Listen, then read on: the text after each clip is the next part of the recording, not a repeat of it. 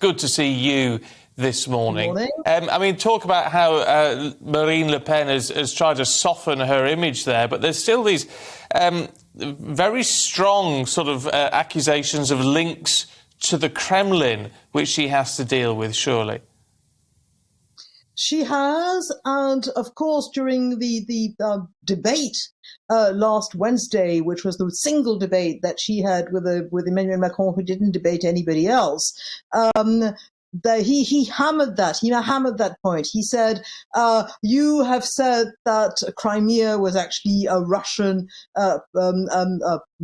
land, and therefore you did not criticize the annexation of Crimea by Russia. You took a loan twice from banks that were with associates of Putin, one in the Czech Russian bank and the other one a Hungarian bank for the last two campaigns.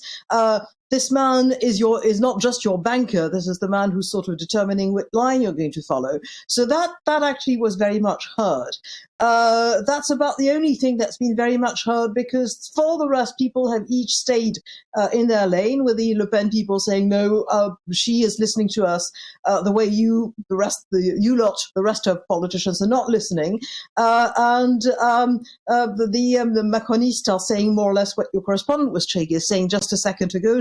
She still wants Frexit in fact, if not in policy, and she's still a racist. I would say that she probably is aware of the consequences of Frexit, but she believes that she wants to.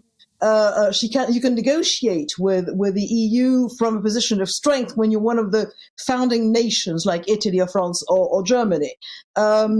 In terms of racism, she is anti-religion, but she has actually said that she didn't want any religious signs for any religion, not just the Muslim religion. So that's something that's been repeated many times, but it's accurate. But that being said, she is the representative of a kind of hard right that has not been in power in France ever.